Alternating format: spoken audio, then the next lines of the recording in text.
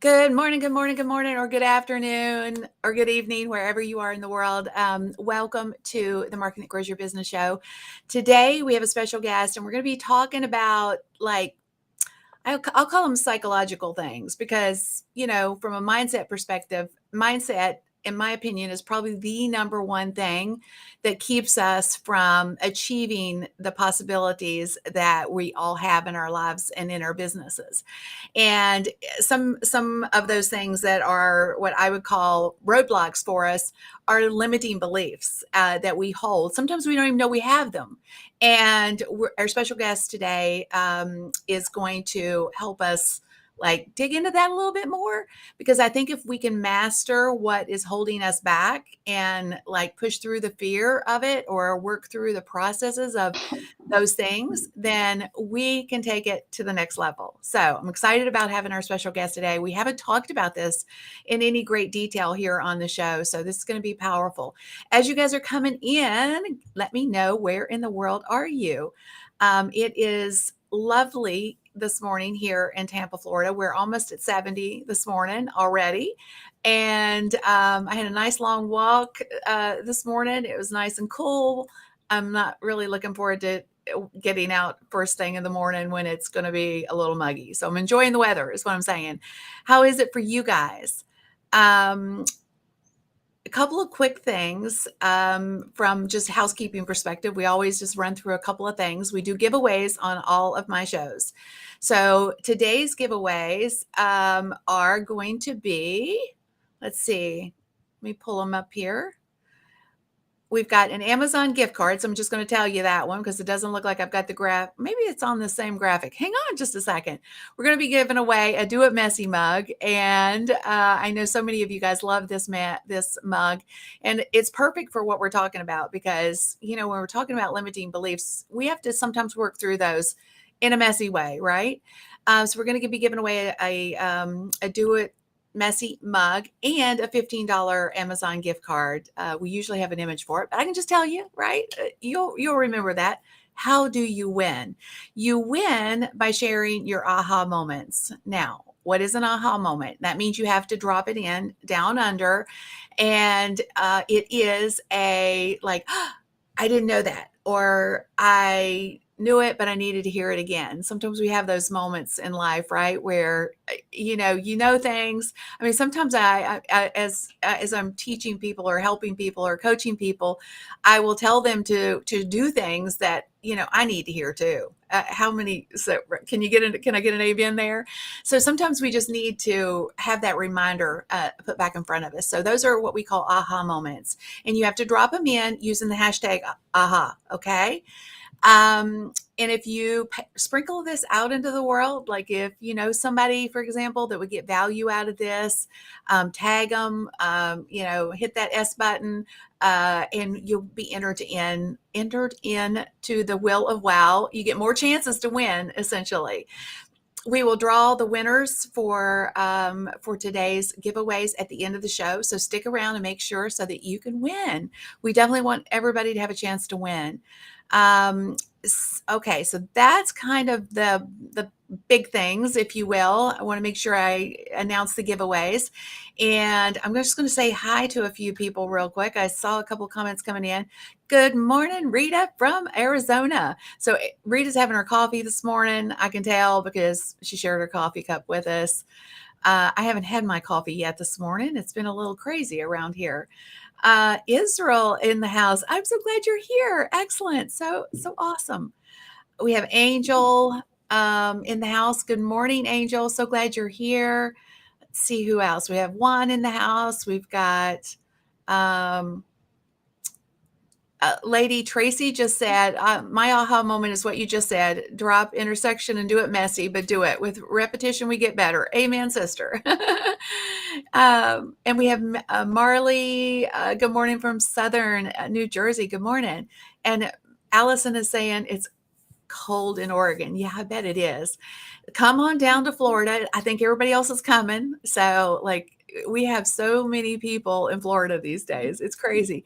This is honestly, this is the time of year that we get a lot of, a lot of people coming, but I swear this year it's even worse. And I get it because, people haven't been able to travel or whatever, and they're getting out and, best place to come is Florida, but we definitely have a lot of tourists in Florida these days. Oh, Maria's saying it's a little warmish in DC. Good. I wonder what warmish is, though. At this time of the year, it's probably what, 50, 60? And we have Mila from Spain. And just good morning from Gainesville, Florida, from Nicole's Stewart. Good morning, Nicole. Okay, so I want to give a little bit of a preview on our special guest today. I've known of Lila for a long time. In fact, I'll ask. I don't know if we've ever met in person. I can't remember it if I did, and I'm sorry if that's the case. Did we meet? Okay, so she's shaking her head in the green room. We have. I'm like, why have I not remembered that? But we've been connected for like so long, and I'm going to give you a little bit of detail. But I think the things that are most important is that you need to understand that she is a business and mindset coach.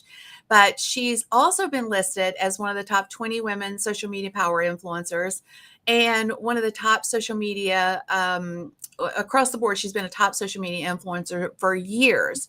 She's one of the most dynamic personalities in the social media market and was crowned the social influencer by Oracle, which is a major brand, if you guys know and have heard of Oracle before. She's a recipient of a global Women's Champions Award by the Global Connections for Women Foundation for her outstanding contributions in leadership and business. So I'm just saying all that to say she is the real deal, y'all. Put your hands together for Lilach. Oh, hang on. Let's get us both in here at the same time. I'll get these buttons hit the right way here in just a second. I do this every week. I can't get the buttons lined up correctly. It's like my fingers. They don't always want to go in the right way to point to my graphics either, but well, welcome. I'm so glad you're here. And I'm like, okay, I probably am just, remind me, where do we meet? I have to apologize because I was like in San Diego at Social Media. I knew it. Many years ago, but we've been connected. I was trying to work it out. It's got to be 10 years? Is it more? At least for a long time. I mean, if I'm not mistaken, we were probably on that same social media influencer list, way back in the day. And we just hit a 10-year mark on that because it showed back up in my memories just recently. Yeah. So we're just I keep saying we're oldies but goodies, but maybe we're just OGs, right? I don't know. We've just been around a minute. I prefer that phrase, definitely. Yeah. Well, like I said, I'm so excited that we got you on. You said yes. And we're talking about something that, not a lot of folks like to talk about sometimes, but it's so powerful. And if we can understand what those things are that are holding us back, then we can overcome them, right? Sometimes I think we don't even know what they are. So let me ask you a question. How did you I know you're a business and mindset coach, but at what point did you realize that you had to add the mindset piece? Or did you start out with that? Did you know how powerful the mindset piece was right out the gate? Well, I think, I've been running businesses now for over 17 years. And the reality is that it's the mindset that's going to move you forwards. Running a business is so hard. It's so challenging. And I think if you don't work on your mindset, regardless of what level you are in business, you're going to fail or you're going to struggle. So I think a business can't succeed without working on a growing mindset all of the time.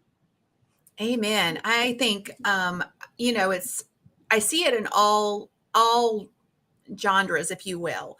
If you're in sports and you're at a high level, mindset's so powerful, right? If you are in leadership or sales or anything, they harp on leadership. If you're in the military, guess what, y'all? They harp on Yeah. mindset.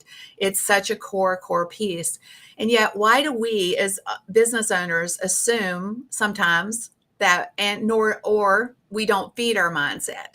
I think that's more to the point. So I want to say something real quick, because I had this issue when I first, Leela first came on.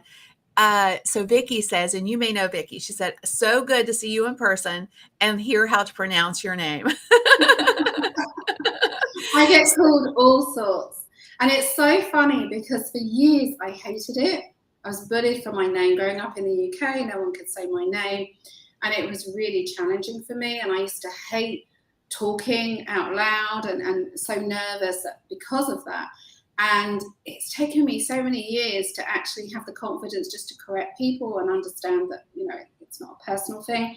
And also to embrace having a different name, being different, because we, as children, we just want to fit in. And it's only when we go to the business world that we realize actually we need to stand out and be different to everyone else.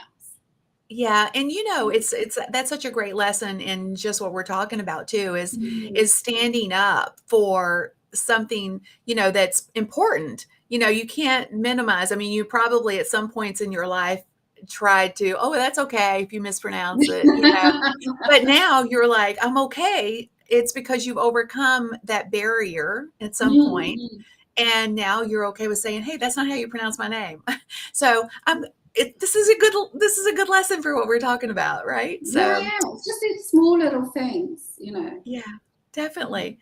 Well, let's talk about limiting beliefs in the context of what the heck are they anyway. I always like to identify like it from the perspective of giving it some sort of a definition. Now I know they're all different for everybody, but if you had to like just define it at a baseline level, what is a limiting belief? Oh my goodness, there's so many limiting beliefs I think we all have. I mean, the most obvious, I suppose, is money, thinking we're not worth a certain amount, so we undercharge, we don't charge enough, or we're too afraid. Limiting beliefs, just being afraid to sell, to put ourselves out there, to be really visible because we're worried that people will judge us. There's just so many limiting beliefs that we're not good enough, that we need to be more experienced. Oh my goodness, I'm trying to think. There really is just so many, and I think it's basically, if I had to, I'll just jump in. It's basically just anything that is impeding you from taking a step, like even the very similar to what you talked about with your name, right? Which is, you kind of let people mispronounce it until you got to a place where you had enough, gumption, if you will, to say, hey, that's not how you pronounce my name. And there's so many things in our businesses that we do. You mentioned just a bunch of them. Money is a big one. We're going to dig into some of these in a minute because I think there's some common ones that we've all have or have had. And sometimes they bite us in the butt again. I mean, that's been my take too, is sometimes they circle back even though you think you've conquered them. So right? They never go. They're always there. I think it's good. I think the first step to overcoming anything is being aware of something and owning it and admitting it rather than putting it in a box with a lock on and deep down. We have to be aware of things.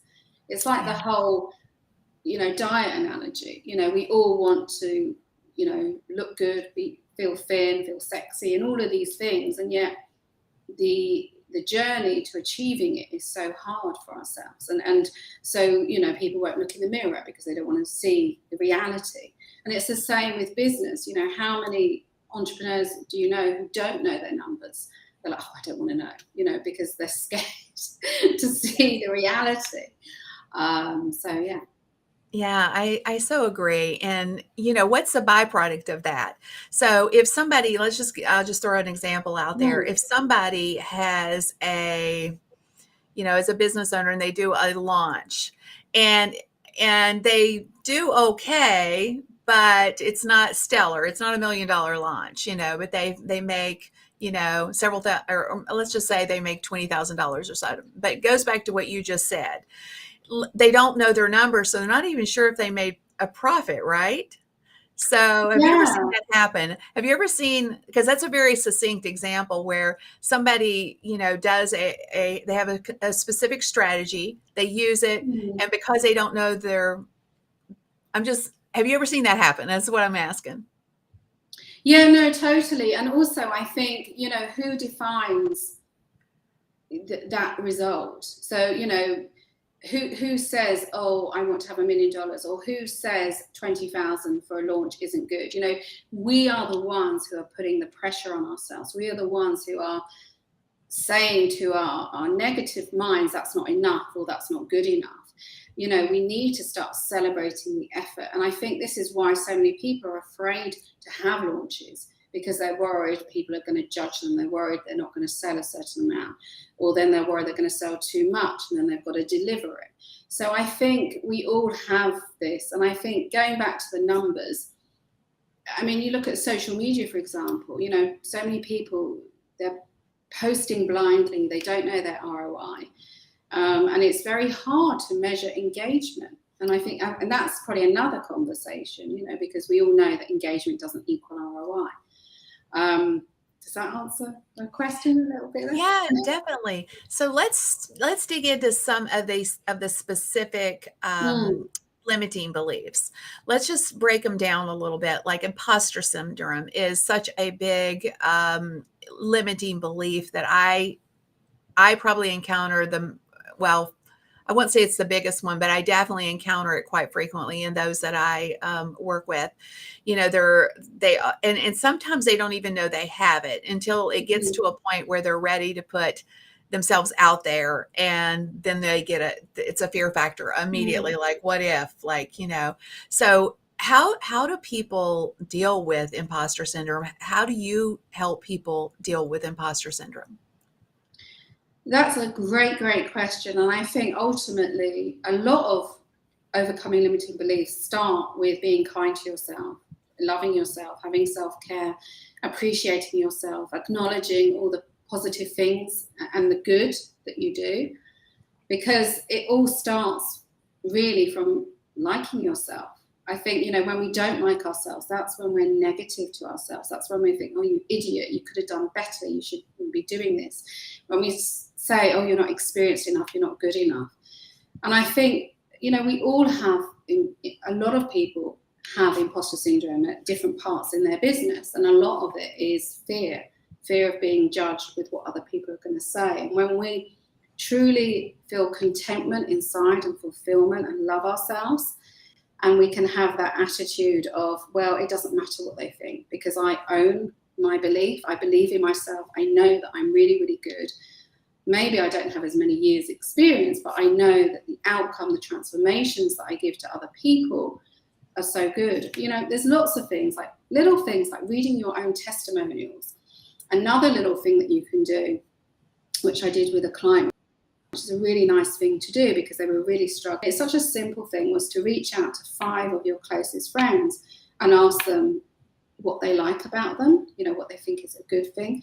I think sometimes we just need to have that reinforcement, but surround yourself with people who love and care and like you as well, and support you and lift you up. They say that 5 people around us, we're like them. So I think it's really important that we surround ourselves with people who are supportive, who are kind, who don't bully us, who don't make us feel crap about ourselves. So all these little things, but it all starts with liking us. You can't be going to a relationship if you don't love yourself first. That's how all the negative things spiral out of control. Yeah, and I totally agree. I usually tell people that if, from a business perspective, if you don't value what you know, your time and your talent, then neither will anyone else.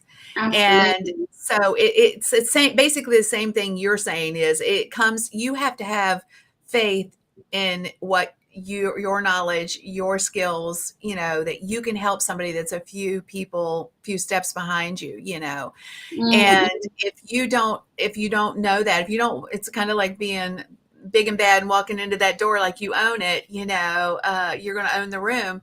You have to have that sense of value in yourself. How do you build that if you don't have it, Lilac?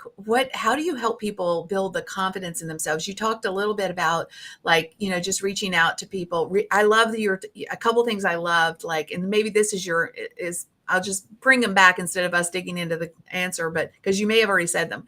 But one of the things that you said was listening to your testimonials. Or I'm sorry, reading your testimonials. So keeping a file of all your testimonials somewhere. I once had a friend, maybe it was my friend Jeff C. And Jeff, if you're listening still, I know you were in the comments earlier. He used to keep a file. If my memory is, if I'm aligning what I'm getting ready to share with the right person, if I'm not, I apologize, Jeff. But he kept all of his positive comments somewhere, and he would go back and read over them. They weren't always testimonials, but they were, people say stuff on, maybe his live show or whatever. Anywhere someone says something positive, put them somewhere, right? And then the other thing you said was that I loved. Oh, I lost my train of thought. I'll give you another tip. I'll share another tip, which I do every single day. So I'm up every day at 4:45 a.m. I do what's called, the 5 a.m. club. And as part of it, I spend 2 hours of personal development on myself, which I think also helps build my confidence as well. And I do gratefulling, journaling, as well as workout and a few other meditation and things like that. But something else I do, which really is helpful and something I encourage and teach to my people that I work with and coach, is to write 40 positive I ams that you do every day. So it could be, I am beautiful, I am strong, I am smart, I'm intelligent, I am worthy, I'm enough, or I am serving, like lots of different things. And doing that every day, it trains the mind but you can only do positive things. You can't write anything negative. And that just highlights that the mind listens. We listen. So if we're talking negatively about ourselves versus positively, then we will listen to that. And I think so those are the things I would recommend. But I think surround yourself with people who do lift you up. And if you're in a circle of people, like social media can sometimes, I love social media, but I think it can be a blessing and a curse. And I think, if you're on social media and people are being negative or judging you, then, switch it off. Don't watch it. Turn yourself off. Remove yourself from negative distractions. It's so, so important. I so agree. And, our subconscious is listening to the things that we say. I think you should also say them, not just write them. As you say them, I think you should, as you write them, I think you should say them, because we listen and, we train our subconscious essentially. If we don't train our subconscious, then the world is training it. So, if you want your belief systems to shift and change, then it's going to require you to put more positive things into your head, into your subconscious. So I want to quickly say, I want to highlight my wonderful bot strategist. She is in the comments, Rita, but she reminded me that I forgot to tell everyone that if you would like show notes for today, which you're going to want, just drop in notes down under and we'll make sure you get them. Okay. So thank you, Rita, for reminding me, because I totally forgot about that. Okay. So let's take another one that I get quite a bit. And as coaches, or consultants or people that are trying to help people grow their businesses, one of the things I run into quite frequently, and I'm sure you do too, is the money math. So I call it, or the money mindset. Sometimes it's not charging enough, or not knowing your money math even. So do you have like 3 core strategies that you could share for if you as an entrepreneur identify, like, well, first, let's break it down first. Scratch everything I just said for a hot second, because I think we better, sorry, but I think we should break it down a little, maybe even before that.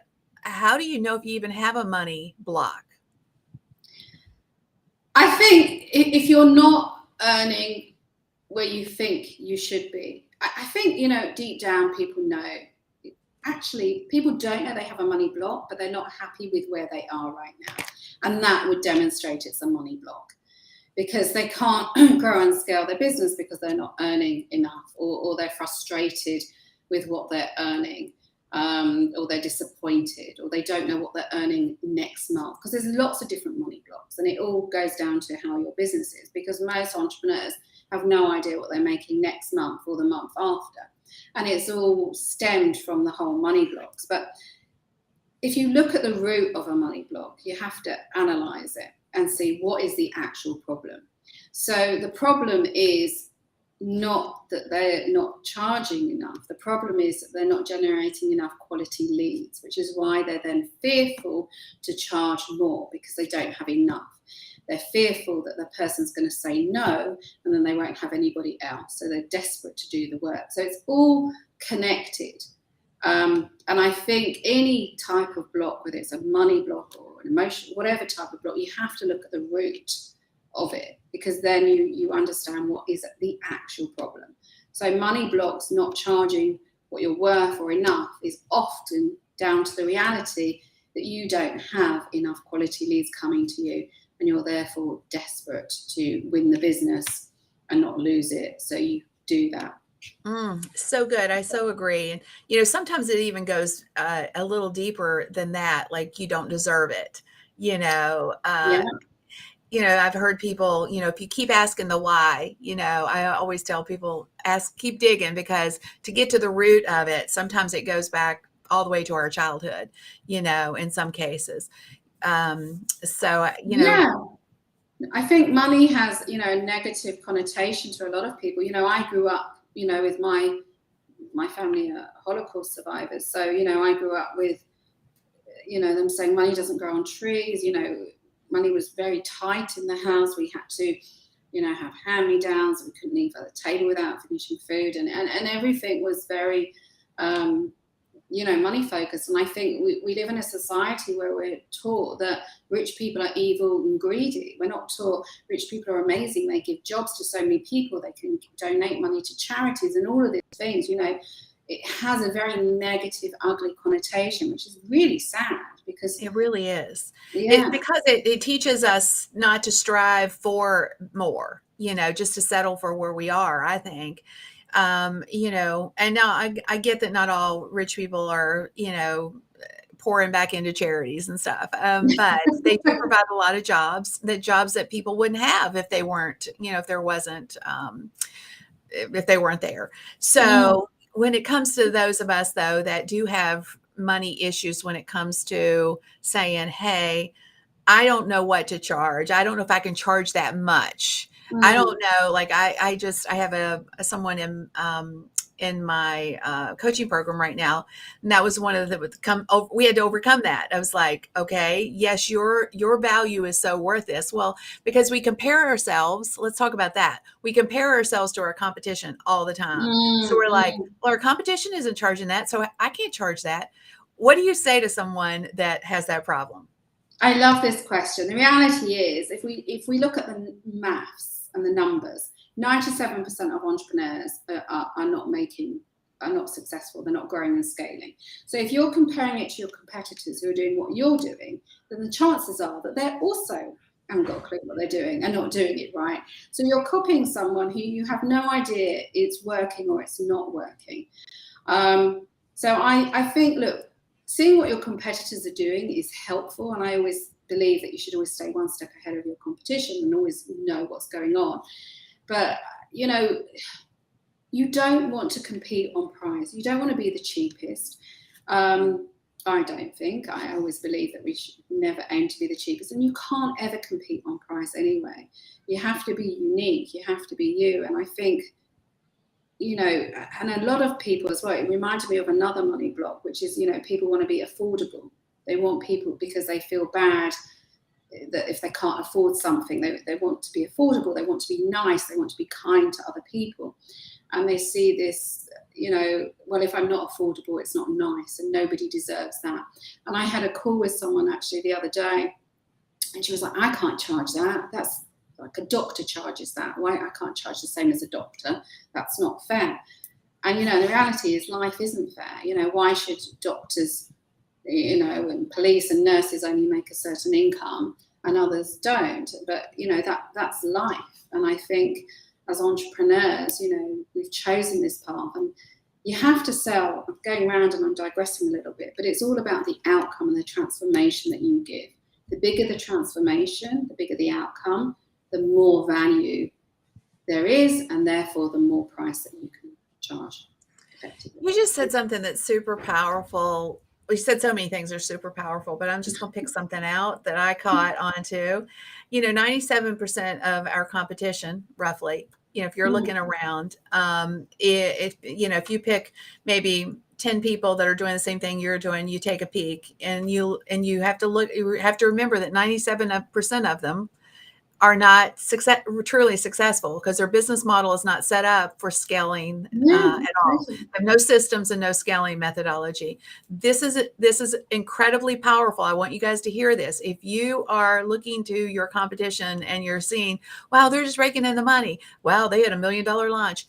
The reality on $1 million launch is this. Nobody tells you the truth, y'all. So I'm just going to tell you, if they're not set up, their money math is not in place correctly, then they're really only making about 30 to 35% profit on that $1 million launch. And you think, well, that's still 300K, but they have to live off of that until the next launch. They have to pay their team. They have to pay all of the, you know, and it's a vicious race. The money math does not work long term for them, because the next time they launch, they've already scraped the cream off the top, so they're going to get less the next time.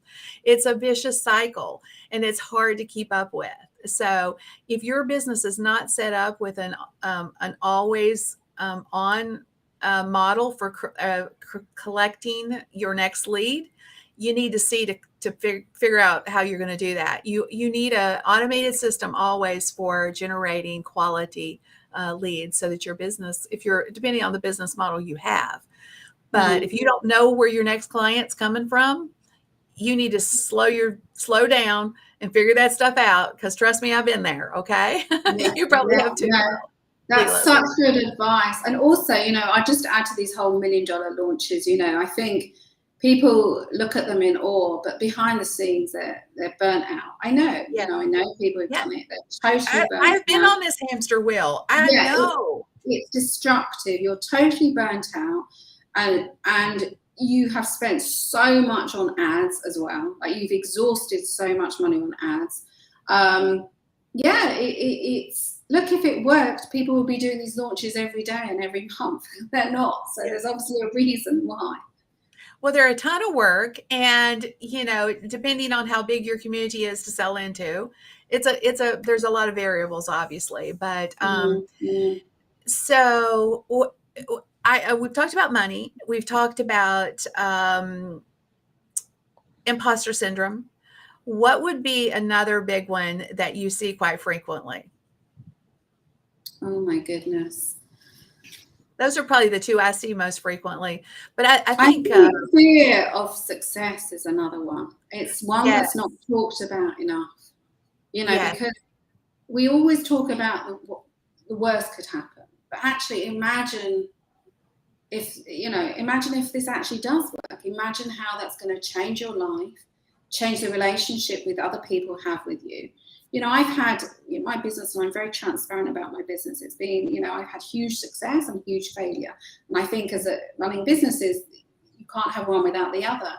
And I saw, you know, I lost a lot of friendships. You know, there was a period when I had huge success. I went to Downing Street in London. I had tea with the Prime Minister's wife, and, you know, for an award. And you know, where were my friends then? They weren't there. They weren't congratulating, you know, and I think people get very jealous. You know, people like the underdog. They support you when you're not doing well. As soon as you start to show some success, you know, it's, oh, who does she think she is? You know, and I think, you know, a lot of people self-sabotage themselves because they don't want to rise above a certain thing. They want to play it safe. That was going to be my question to you. Why do you think that people struggle with the concept of success? Is it because I agree? I think it's sometimes they self-sabotage themselves even so that they won't succeed at a certain Mhm. level. So is there things that you've identified that hold them back? Yeah, no, totally. I think first of all, look, what does success equal? First of all, it equals a lot more work. You're going to have a lot more staff. You're going to have to manage a lot more things. You're going to have to be much tighter with your numbers. You could potentially work more. Not, this whole work-life balance isn't always there. I think a lot of it is the whole judgment as well. And also, what do you do with all that money? I don't need that much money. Again, the whole money block thing comes back into circle. But I think a lot of it is also what other people will think of you, how they will react to you, and fear of losing relationships. I have had that in 17 years of business. I have lost relationships with people, and it's really sad, but it's the reality. As you grow successful, you want to mix more with other more successful people. You want to mix with like-minded people who are going to lift you up and not hold you back. So your whole life is changing as you create more and more success. And I think that's another reason. We resist change. We don't want change. If we wanted change, we'd all be thin and rich and successful. We resist it. It doesn't come naturally for us. And it's creating all these good, healthy habits, bringing new people in, making decisions, making big decisions as well, because the more successful, the bigger responsibilities, having people on your payroll. There's so many different reasons, I think. I wholeheartedly agree. And, I think sometimes people assume that success means certain things. And you mentioned a couple of things that I know a lot of people equate with more success, like building a team or, in the fear of being responsible for other people's livelihoods, having been there myself, is a fear factor for sure. But I think you can build a scalable business as a solopreneur. You just have to build a solid foundation for it. It doesn't, your team can actually come later if you, again, have the solid pieces in place. And most don't have it. I would say, I'm going back that 97% of the number. Most don't have a solid foundation. And I would also agree that it takes big decisions. When you're a business owner, it takes leaps of faith sometimes. And, if you're afraid of making those big decisions, that's a limiting belief. So do you agree if as a business owner who's in a place where they're not where they want to be, but they're afraid to move to the next level, maybe they need a coach or a mentor, or they need to invest in themselves in some capacity, but they're so afraid to do so. Do you think that's a limiting belief? Yeah, no, totally. They're afraid to make the changes which are necessary in order to move forwards and upwards. They're afraid to take the risk. They're afraid what if it doesn't work? They're afraid what if it does work? They're kind of in a catch-20 situation. Should I stay safe and play small? It's working. It's happily ticking along. Or do they go all in and all for it, not knowing what the outcome could be? It's scary, because you're in your business, it's ticking along, it's all working, it's comfortable, it's safe. You're about to enter a totally new world. You're going to have to make decisions, and you're going to have to make fast decisions, really fast decisions. You're going to have to take risks, bigger risks than you've ever taken. You're going to have to invest even more money than you've ever invested. There's like a squeeze pot in a business, and every business has a different spot where where it gets to. And that is a painful thing, jumping out of that into the next one, and which is why a lot of businesses get stuck or decide not to grow past a certain point in business. Yeah, and I see. I'm just going to speak to the ladies here for a second. I see women in particular really struggle with this. Making the leap, making the decisions. It's hard. I'm not like trying to oh, just go do it. Having been in your shoes, there is amazing things on the other side of the fear factor, but you have to be willing to jump. And, and you also have to understand that it's faster on the other side. Usually, Yeah. there's going to be, in order to stretch, you got to get out of your comfort zone. In order to grow and scale, you have to do the new thing, so as a business owner, Leila, how do we like nail down our limiting beliefs? How do we identify them? Do you have a process for it? Or I'm just curious, because a lot of people, like we said on the outset, don't even know they have them yet. Yeah, no, it's very interesting. And I think, when I work with clients, a lot of people don't realize they have them. And it's about once you start talking, when you start coaching, things come out, particularly when you say, why don't you try doing that? And they're like, oh, I don't want to. When people are resisting something, you have to ask, why are you resisting? So it's all about asking questions like, why don't you want to do something? What's stopping you from doing something? Why are you uncomfortable? What's the outcome of you not doing it and staying where you are? And I think it's always about, like, every day I push myself, like silly little things. Sometimes it's like having a cold shower, which I don't enjoy, just so that I do something hard each day, something that scares me each day, even though I know the feeling each day. Just pushing myself to do bold things, to put myself more out there.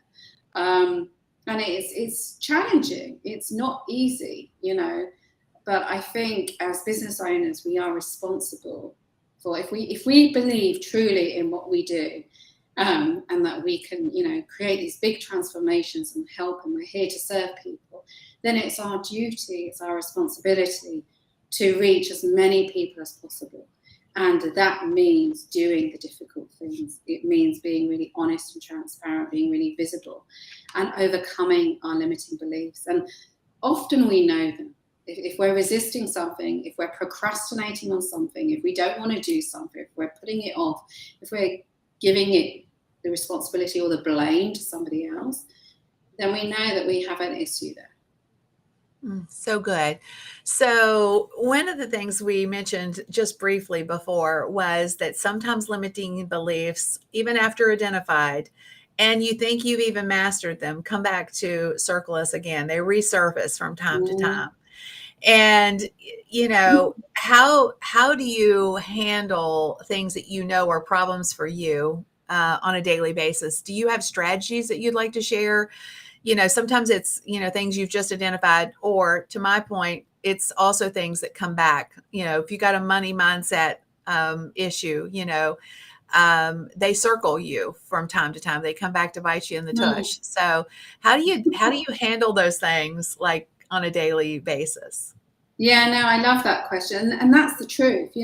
We can control it or overcome it one day, and then the next day we can't. I think it all goes back down to mindset. When we're feeling in a positive, happy, content, fulfilled place, we make different decisions and different actions versus when we're feeling down or depressed or nervous or lack of confidence. So it all boils down to that. When you're feeling, let's say, for example, you're feeling on top of the world and you've done a workout and you put a dress on and you do your makeup and you look, oh, I look fantastic. You feel really good about yourself. But the next day, say you didn't do a workout, your weight hasn't changed, you look exactly the same. But because you feel different, because you're being mean to yourself and hard on yourself that you didn't do the workout that you said you were going to do, you're then being very negative to yourself. So I always think that this is why I do my whole 5 a.m. I spend 2 hours, sometimes 3 hours every morning on myself, on building up my own personal development so that I can then work, and not just on me, but also help the people that I coach as well. It all really does stem from being in a place of love and kindness for yourself and believing in yourself. I also think if you're feeling tired, you're going to react very differently. So if I'm feeling tired, then I will go and have a nap. I'll have a 20-minute power nap. If I'm feeling tired or lack energy, I'll go for a walk. I'll get into nature. I'll listen to a podcast which uplifts me. It's about recognizing when the signs are coming. I'm premenopausal as well, so they come a lot more frequently now, I can tell you. And recognizing them and thinking, okay, I'm not going to let this control me. How can I lift myself up as well. Look, it's not easy, and there are days when, you have to be kind to yourself. Like, for example, at the end of every day, I'll say 3 positive things about the day. I'll never, even if my day hasn't gone as I planned, I didn't get the results I wanted or whatever, I will always find at the end of every single day 3 positive things about the day. And it's about having these small little rituals in place which help you. Like, the more organized I am, the more disciplined I am, the more productive I am, the less likely I am to procrastinate.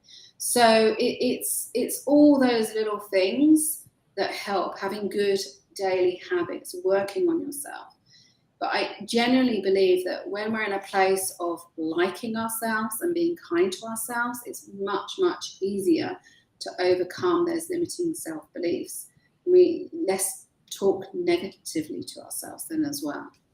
Yeah, I love it. So one of the things we do every week, and it spawned the idea, honestly, from something you said, we have praise reports every week. When we do our team report, because there's so many things going on, and sometimes because we're so busy, we forget to honor the amazing things that we're doing, right? And so I would love to throw out a thought for all of us to start doing is do praise reports every day. At the end of the day, like you just mentioned it, but 3 things that went right that day, or 3 things that you did, you got accomplished. Usually, I have a list. I operate off of a list, but the point is that, it's like you're always going to the next alligator, right? And then you don't really appreciate or honor what actually got taken care of, because you're just thinking about the next thing, But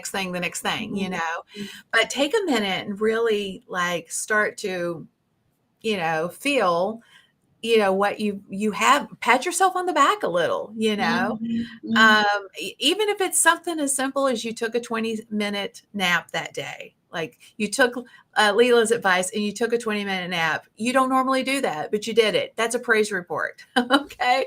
So start writing down 3, I loved your idea about the 40 I am statements too, but at the same time, acknowledge those positive things in your life, that have happened as a byproduct of your day. So just one quick little thing. I'm going to challenge myself to do that too. So I have a couple of examples, but I know you probably have more. Can you give a couple of examples of people who you've helped them shift their limiting belief, and what was the outcome of their shift? Yeah, sure. So I think for one so I'm working with someone right now, and she's new in business, left her corporate world, and it's hard. She's nervous because in her corporate world, she's at the top of the ladder, really successful, very well recognized, respected, etc. But when she's going into the business world, nobody knows her and she feels like an imposter syndrome. So it's really building up the confidence and recognizing the fact that just because she's new in the business world doesn't mean her 20 plus years of experience is gone. If anything, it puts her way above the others. So it's about recognizing your achievements and how good you are. And I think that's so, so important. And it's all about the whole imposter syndrome, comparing. We're terrible at comparing. And I think that's another thing which I don't like about social media is we're always comparing. The grass is always greener, but it's really just a different shade. So yeah, I think that's one thing that recently been working on. I love that. So I'll give you an example. I have many. I just started this Design to Scale program, and a part of this is taking people who have, sold their knowledge, their course, their expertise, and helping them reposition it to where they can charge more for it. So, and that's a big shift for them to go from, charging, anywhere from $500 for a course to, $5,000 for a course. Yeah. Or that's a big like thing in their heads. Are like, why would nobody, none of my competition charges $5,000 for a course? Like, so it's been a real big shift. But once I helped them, showcase the value that they had and repositioned it in such a way that nobody even hesitated to pay the $5,000 for it. It was like a real aha moment. I had Chuck, some of you guys remember I had Chuck on a couple of weeks ago, and we talked about his story where he went from selling a traditional course to reposition in it and closing a deal with his local chamber of commerce that's going to generate thousands of dollars for him versus selling it, traditionally. I think online courses they're not dead. I don't mean it like that, but I think people have realized that knowledge alone is not enough anymore, So again, back to, right. It's like, but it's a shift when you've traditionally thought of things in one way and somebody's showing you a new way or challenging you to approach it from a different direction. It can sometimes mess with your mind. Right. So that's why you just have to understand that your value is way more. I mean, how much time and energy do we put into what we know? How do we, years of learning to get what we know and put it out there? Yeah. Well, let me announce the winners real quick. And while we're doing that, let me just pull them up. We have Michelle, awesome, won the Amazon gift card. So Michelle, if you'll go over to kimgross.com/winner. And here's the second one. We have congrats to Katie for winning the Do It Messy mug. Excellent. Again, just go to kimgross.com/winner. Lilach, can you share where everyone, I'm going to pop it up. I'm going to pop your website up, but do you have other places or other ways that people can connect with you? Where would you like people to, find out more about you or reach out to you on social media, et cetera? Yeah, sure. So there's multiple ways. I'm very lucky because my name's very unique. There's no other Lilach Bullock in the world. So my website's lilachbullock.com. Every Wednesday, I host a free weekly masterclass. That's tomorrow. And tomorrow, I'm sharing how to set up systems and funnels. And I'll be giving away my exact systems and funnels that I use to automate my business. So you can come along and grab that for free. I also have my Facebook group, which is my Magnificent Marketing and Mindset group. And I can be found on Facebook, LinkedIn, Twitter under Lilach Bullock. Well, awesome. Well, I am so excited that you said yes to being with us today. And I just want to kind of give a preview of what's going to happen next week. You guys, we are a little behind on celebrating our 100th episode. I'm just going to be transparent. We couldn't pull it all together. So we're actually celebrating the 100th episode next Monday.